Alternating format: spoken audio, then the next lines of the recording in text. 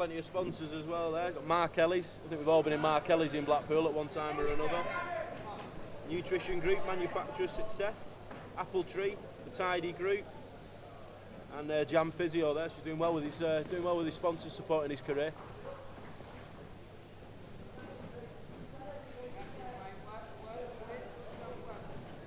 Can't find any space here though, can he? It's Green's happily making it a messy, scrappy sort of fight now.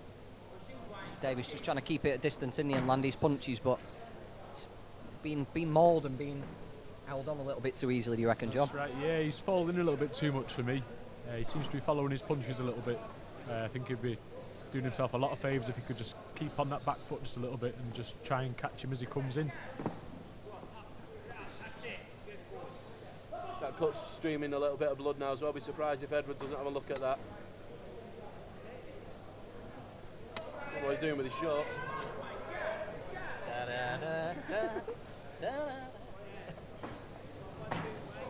Hopefully tonight as well we'll be joined by a bit of a who's who. I know Joe Murray's going to come and do a stint in the commentary box, isn't he? Yeah, Joe's going to do a few fights with us coming about 8 o'clock.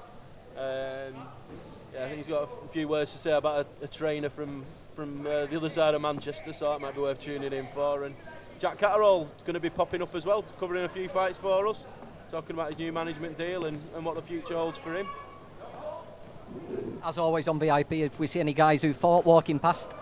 Yeah, nice left hook, wasn't it? Green rocked for a second. Yeah, if we find any other guys who fought tonight, we'll drag them on the mic and ask them what they thought of the action. Give you a bit of an insight into what we thought as soon as they get out of the ring. Keep the tweets coming in, hashtag VIP Boxing Live. Come on, Tony Katie, you must be watching. What are you making of the action so far? Leeds Flesh. Phil Davies, Phil Edwards, sorry. Every time I see him, he just reminds me of one of them teachers at school. He used to get on my case for absolutely everything. What about you, Telly? What was you like at school? No comment. Oh, right, okay. one of them boxers that was a naughty pupil. I wasn't particularly naughty. I'd just say disrespectful would be the word.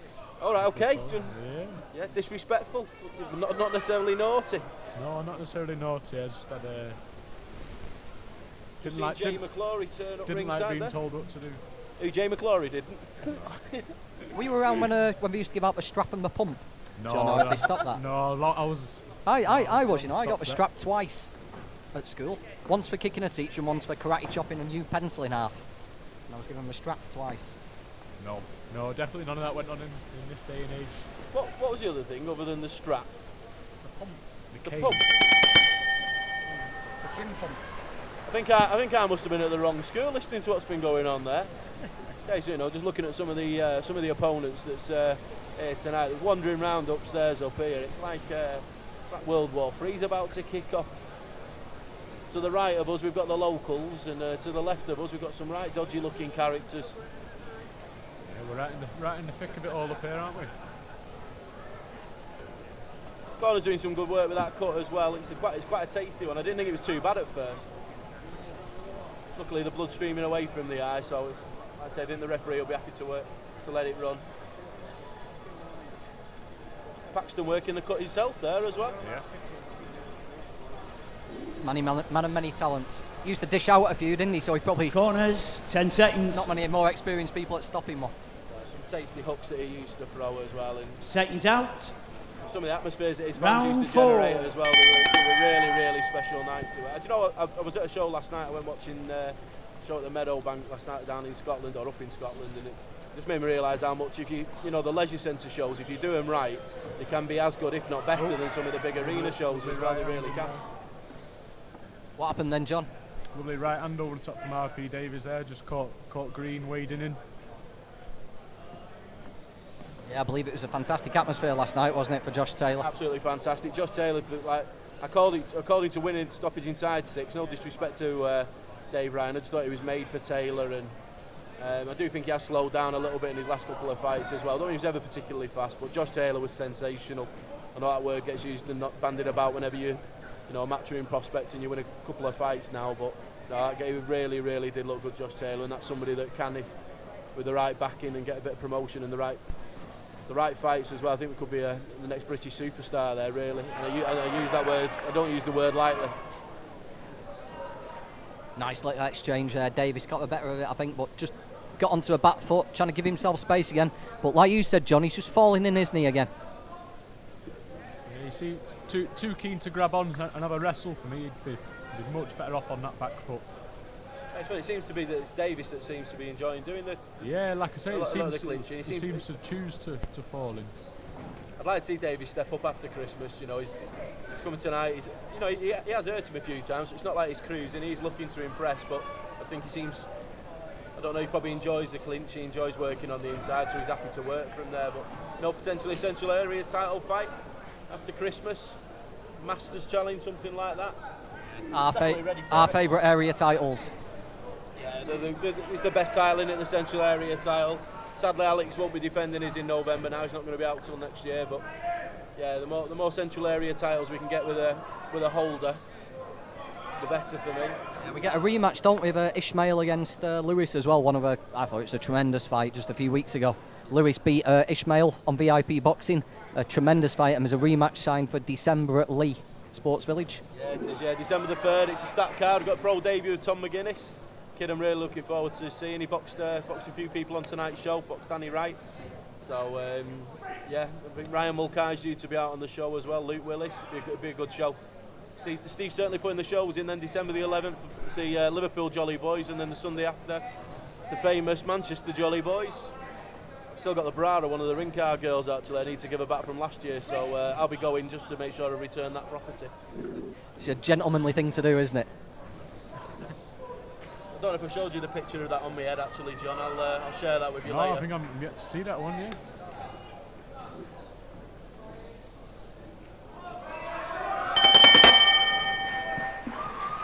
Bit disorganised there, Green at the end, but again, didn't look in too much trouble.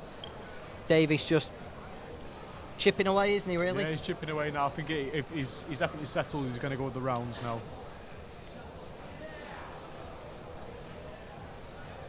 Once again, don't forget you can tweet in your questions using hashtag VIP Boxing Live.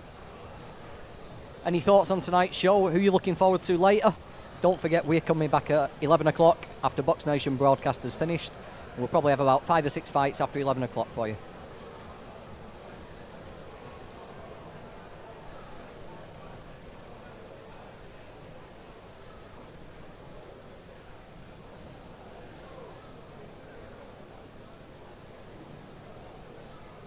Corners, 10 seconds. Seconds out. Round 5. There we go, 5 of 6.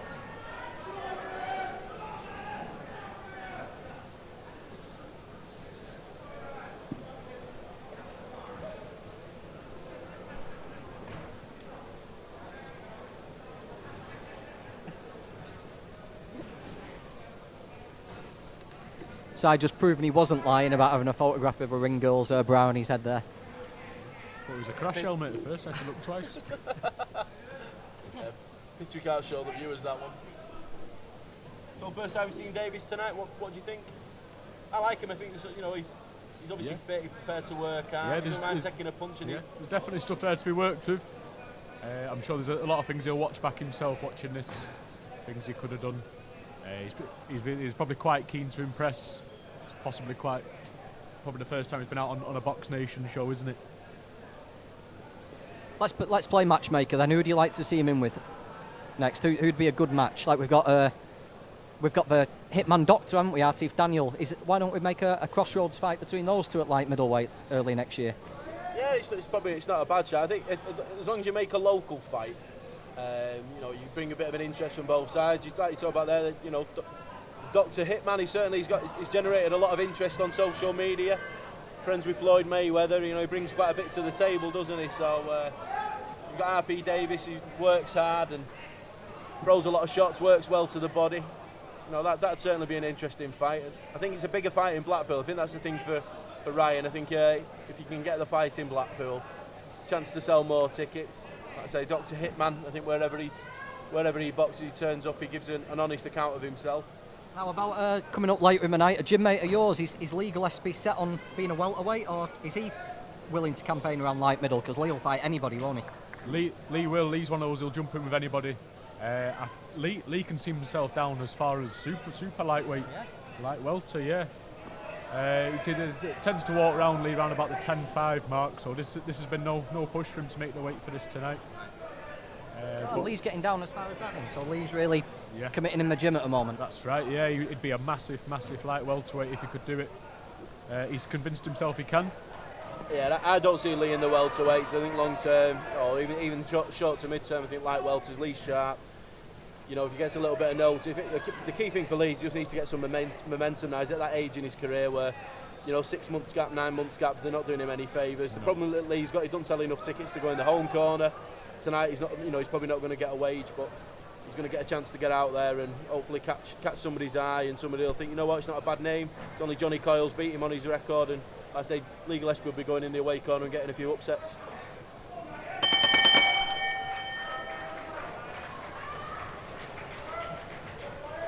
Jay McClory just plodding there behind you. John.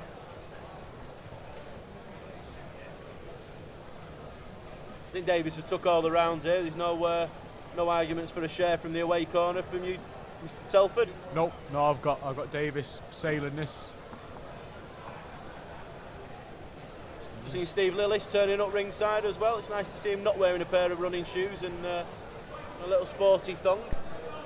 I believe he did 17 miles this morning around Dovestone, Steve. 17 miles? Yeah. He's become this ultra runner.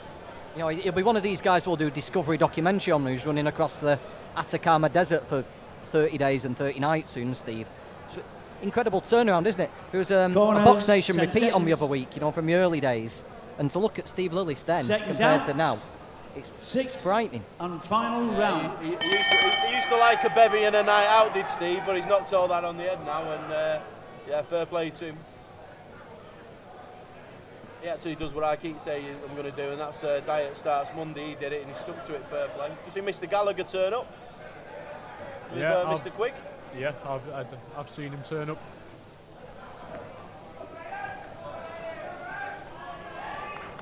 He's really coming, giving it a go now, Green, for this last round. Yeah, nice little uppercut there, wasn't there, on the ropes? Yeah. Turned the right hook and then switched it back into an uppercut. Doesn't want to take too many of those. Nice. Returning the favour. Yeah. Again, he just needs to get that little bit of room. It's not suiting him, this close quarter range for me.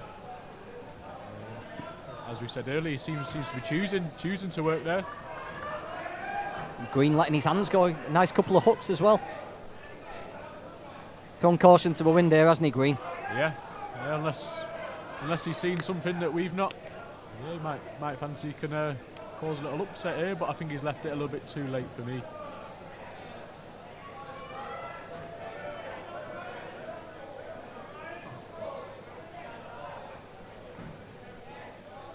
It's got to be hard as well when you're kicking a show off like this, you know. 17 fights are on tonight, not knowing, you know, you turn up, you know, that when the lads actually go in the ring, they'd not even open the door, so, you know, don't get me wrong, people did have the opportunity to get in to watch the fight, but it's, so you look how many people's in now, this is how many people's in a show normally, when around about 9 o'clock, because people know, you know, 7 o'clock we're going live on Box Nation, you've got Zelda Barrett in the ring at 7 o'clock, fantastic opportunity to see, you know, Mickey Ellison, Omar Durzi, you know, making their bows tonight. Getting early is the key for me. I think if you buy a boxing ticket, great value, £30-40, you can see 5 or 6 fights normally. Tonight you get to see 17.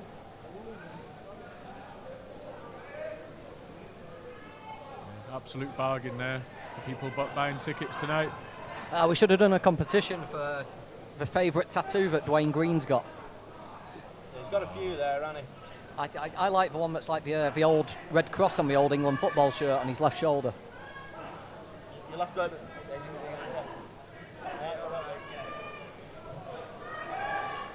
Mark Jeffers has just turned up. He's from over Blackpool way. It's Chorley, I think, in it, rather than Blackpool. Where's he actually from, Mark Jeffers? Do you know Telford? I may be wrong, but I believe he's a Chorley boy. Is he a Chorley boy? Yeah. What an exciting fighter Jeffers is. Yeah, very exciting. I've seen him spar a few rounds with a man sat to your left as well. That was certainly very exciting. It's one of them spars where, you know, when people say you could sell tickets for it, you really could. Just nice little shot on the inside there. Davies just leaning on, Does Jeffers attack sparring the same way he attacks the first spell of a pro fight, John? He does. He's very, very, very fit, is Mark Jeffers. And yeah, he can work like a train. He takes some keeping up with, he does. There we go. First fight of the night chalked off. RP Davies. We're pretty sure 6-round decision there over Dwayne Green. How do you have it? Would you 60-55 possibly give Green a share of the last? Yeah, you could definitely give him a share of the last. I think Green pinched the last round, you know. Yeah. Get off your fences, you two. Get some splinters in your ass. Come on, let's get on it. No, they won't be in your ass, would they, if you're off the fence? You're on the fence, aren't you? Good respect between the boxes at the end there, always good to see. Ladies and gentlemen, your referee scores a contest 58 points to 56. The winner from Blackpool, RP Davies. Ladies and gentlemen, a round of applause for the gallant Dwayne Green. Yeah, Phil Edwards had a lot closer than we did. Well done, Dwayne Green. Always like to see the journeymen get a couple of rounds. Yeah, he definitely earned a couple of rounds there, as Simon was saying. He could have well easily got that last one. And there obviously must have been another one thrown in there somewhere that caught the referee's eye. But yeah, no disagreement with who the winner there was.